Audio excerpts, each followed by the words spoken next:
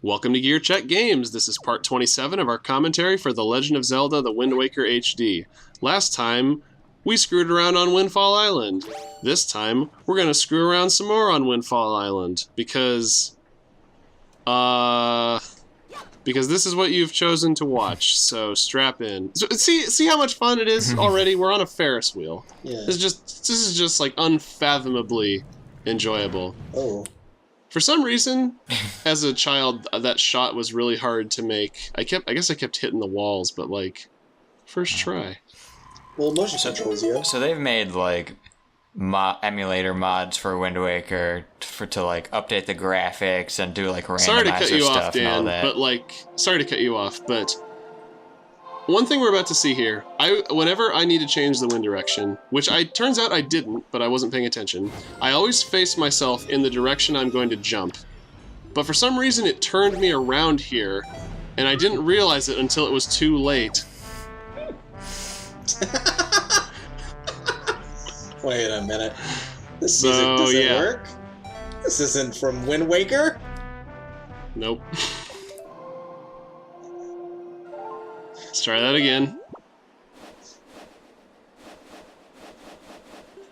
And I was also having trouble with like the actual little dial too. It's weird. Was your control? There we go. Nice. Was your controller disconnecting? No, I just wasn't getting it for some reason. Oh, what's this? But yeah, I will take any excuse that I can get to listen to the parasailing music. It is so good. It's one of the best tracks in. It's too good. Yeah, I just don't know when to cut it. I gotta get my fix. This is how we get our first takedown notice from YouTube. Well, the raw didn't get claimed. I think it's gonna be fine. Oh, We're advertising Breath of the Wild for Nintendo. Honestly, this entire playthrough has been a Breath of the Wild advertisement. Who needs Wind Waker? Not us. Kashiko? Beto's mother. Oh. That shirtless fella from Windfall Island has a mom, I guess, and she's grateful to us. You're something of a bird enthusiast. You could say that. Oh, whoa. Yeah. One weird thing that happened there, we got 2 heart pieces in a row, but it played a different music piece for each of them. So I'm not really sure what the hierarchy is for, like, Zelda item fanfares. Yeah. I didn't want to go in the potion shop. I want to go in the auction house because, again, there is at least one very valuable prize that we did not pick up from this place the last time we did the auction. And we actually had a viewer request to show this off again in full, so have fun. If you got any tangents, let's hear them. Said viewer, please like, subscribe, and comment on the video so let us know who you are. Uh-huh. So I can call you out next time for making us suffer through another auction. I know who would. No, so what's the prize? Is it a heart piece? No. Oh. Who could have guessed? That is not a fabulous prize. Why did you build me up like this? It's a piece of paper. 5 rupees. Yep. Have you ever seen paper? Paper. If only it stayed at 5 rupees. Because I alluded to it in a previous part, but this is the chart. This is the chart. Oh boy. So, yep. I quoted it a minute ago, but I never realized that this game is just Zelda meets Waterworld. When's Link gonna pee on some trees to get fresh water? Except people like this. I don't think I haven't seen Waterworld, Okay, but people don't seem to like it very much. Waterworld is an enjoyable film if you go in as it is strictly a popcorn-only type of movie. Yeah. Like, get ready for a fun time. Not a great time, a fun time. Well, I mean, it's another movie where Dennis Hopper plays the big bad, so, like, how can you go wrong? He went from King Koopa to the King of the Ocean. Yes, hot off his success in the Super Mario Brothers movie as Koopa. The part of Ganondorf will now be played by Dennis Hopper. Man, that it is so weird to like reflect on that movie because it was such a different time for Mario and Nintendo. Like, you know, now we have, you know, we live in like a post New Super Mario Brothers world where like we have a very like kind of controlled, like uniform idea of like what the Mario brand is. Yeah. But like at that point, you know, I forget if that was like before or, well, it was after Mario World because it had Yoshi in it, but that was still like early enough in the Mario history where like they could be like, hey, we want to make a Super Mario Brothers movie. How are we going to do it? Well, our main source of inspiration is going to be Blade Runner. And people signed off on that. I think I know the true impact of the Mario movie. It gave us our best cover band, Yoshi and Chains. Yeah. Jesus Christ. Dang, this is an expensive chart.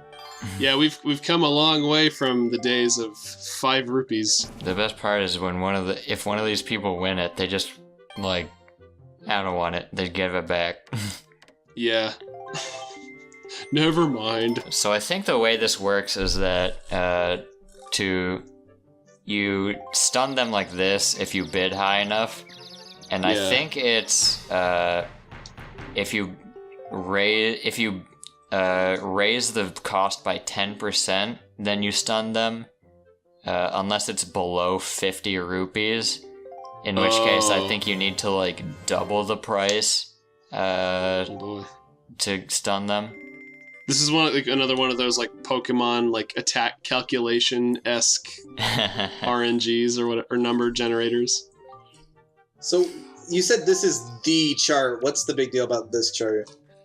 Well, in the original GameCube release of this game, this chart led you to a chest with 1 rupee in it.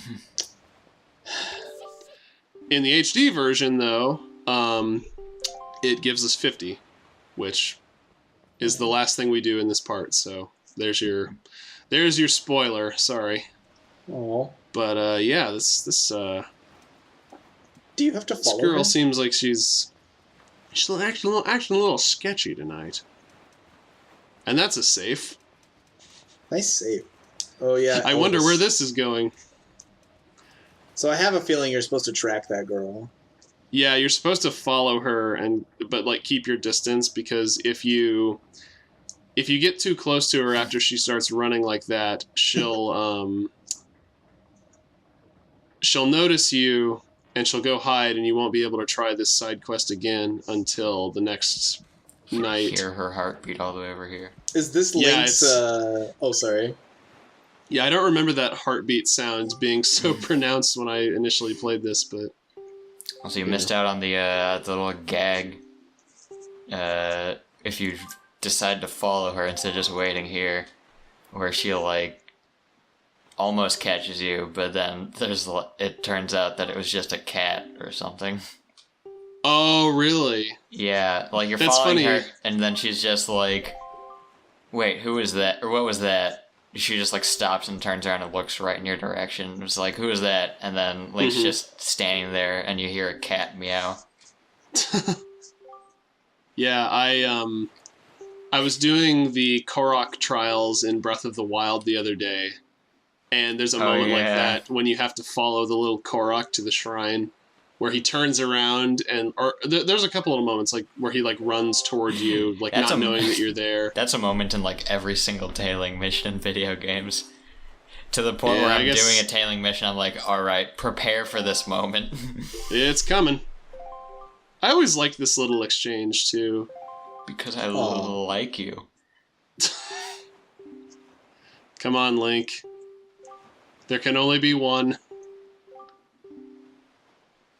But yeah, I don't know. I like this. Again, it's not much in terms of like great storytelling, but it's something. This girl has she grows as a person as a result of her interaction with Link. Fun fact: when she said, more importantly, we get an empty bottle though. Yeah. So when she was talking about falling as low as a common thief was highlighted because she's alluding to Link Awakening. Oh, I love Link version. Awakening. Yeah, Link Awakening, where he was himself a thief, and everyone called him a thief because he stole. Yeah. Oh, that's only if you steal, though. That is a thing that happened in Link's Awakening, though. Yeah, if you never steal, they never call you thief. Yeah, I like that.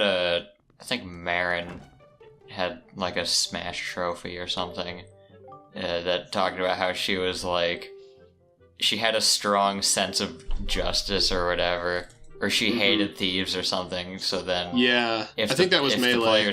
If the player stole something from the shop, she would not let him hear the end of it.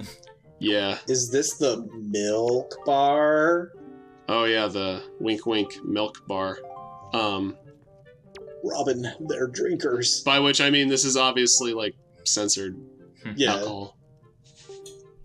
I realized that could have been taken wrong out of context. I don't understand why they need to censor alcohol. Like, kids know it exists. I love that bit in Majora's Mask where Ingo is drinking milk and he's just like, hey, can you get tipsy on milk? As he's like plastered, yeah. Uh-huh. Now, there's not actually like a side quest you can do in here at night, but I just wanted to come in here because I always thought this place was cool. Like the lighting, like the nighttime lighting is neat, and you get to see all these sailors like telling stories of like stuff that happened to them out at sea. Yeah. Most of which we've already encountered. So I mean, Yeah. Well, there is a side quest thing you can do here, but not at the moment. well, yeah. I think we're gonna get to that later in the video. Yeah. But yeah, just wanted to show it. Always thought it was a neat little scene. You guys So I guess reminded me. I was gonna say, I guess the true lore of the milk bar is that it's just like, it is milk, but it's like alcoholic milk. Where they like spike the milk. And in Majora's Mask, Ingo doesn't know that it was spiked, so he thought it was like just milk. It's like a mixed drink, yeah. So he's like, wait a second, this isn't regular milk. This is Uh-oh. supposed to happen. What if it's like those spiked milkshakes you can get at burger joints? I want Maybe. a mod of Wind Waker. I was talking about this earlier before you rudely cut me off. I'm sorry, Dan. But they've got all these crazy mods for games like Wind Waker on emulator. But I just want a mod that replaces the transition theme with like the cartoon circle transition, the aperture transition. It replaces the sound for that with the Mario World sound where it goes like beep. Or like the 60s Batman transition. Da-da-da-da-da. But with like Link's head instead of the bat symbol. Ugh. Aww. The young lovers. Yes. And their love has produced a piece of heart. Is that what they... Their love has produced this old man. Oh god. He's like That's the how love Benjamin. works. He's the Benjamin Button of the Zelda universe. When two people fall in love, they produce a person. Not necessarily a baby, just a person. They just appear. They don't give birth to Yeah, them. it's like a kid's thing where it's like they don't want to show the nasty details, so they just like kiss, and then just like an old man fades into existence. You hear a magical... Who are you? I'm your son! And one more thing. Yep. It's always one more thing. Here we get to see the now fabulously wealthy man at his absolute most insufferable. Oh no. Yeah. Wealth makes bastards of us all. Yeah. At least in the land of Zelda. It doesn't allow postman here? No. What? I forget. I think there's a line of dialogue where he explains why he's like suspicious of mailmen. Is it because a giant bird stole his daughter? I guess so. Just acknowledge You're a it. bird. Is he literally just trying to get him to birdist now. sign the package? Please, just sign Yeah. this receipt. Please. I have no place to live.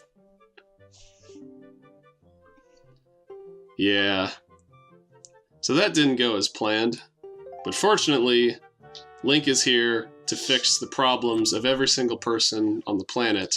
This is So this is straight up a Majora's Mask side quest. the letter will be delivered yet. I guess we don't have much time to talk about this left in the part, but like, how do you rank the side characters and side quests in this game compared to other Zeldas? Because I've heard people say that it's one of the weaker ones, at least as far as like the 3D games go. And as we've established, I am clearly very biased, but I've always thought this game had a very vibrant and fun cast of characters. Like, I'm not going to claim that any of these side quests are like as good as like the Anju or Keife side quest or the Romani Ranch side quest in Majora. But like, they're still, you know, they're not bad. They're still fairly charming. Fly off the handle. Does he have bird puns too? I mean, how would we know? Little known fact, all we know are hilarious. I love it if it was part of like the contract that you have to make bird puns. Yeah. Yeah. He like when they give you your little strap-on beak, well, you're a mailman now. That's why they have to like go to the top of the mountain to like earn their wings, because the Rito are just people. They're like a cult of bird-obsessed Hylians. Baloo literally transforms them. They have to climb the mountain to speak with Valoo. They say that it's because he like gives them their gives them their wings or whatever. But actually, it's just they have to go to a seminar to learn all the bird puns needed to do the job.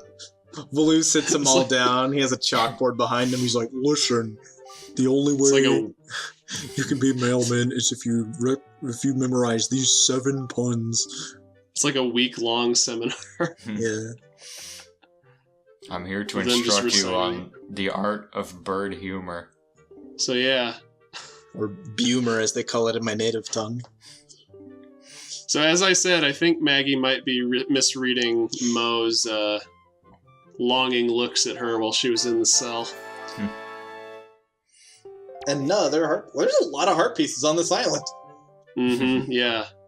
It's funny, there's a chart you can get later. Well, I don't know, we could probably get it by now, but I don't remember exactly what you have to do. But there's a chart that shows you where like all of the heart pieces in the game are on like the Great Sea. Yeah. And Windfall Island has like 20 of them. It's just like covering like, it just the has map. a big 20 like next to the square. Jeez. He just doesn't care if you break the pot. Yeah, he does not appreciate his own wealth. But the other guy cared very greatly. Yeah. He was scrupulous. I remember breaking a pot, and then he's like, "You need to pay me 20 rupees for that," and I was just like, "Oh my god, that's so much." Well, hey, at least he gives you a mulligan. Yeah, that's true. Yeah. A nice twist on the old Zelda trope of just going into houses and breaking every pot you find. Because then they give you a house that has just like these really fancy, expensive-looking pots that look like they'd have lots of treasure in them. We should try that treasure chart that we got in the auction that gives you barely any rupees compared to the others is actually the treasure chart for Windfall Island. Oh. So here it is. Get ready.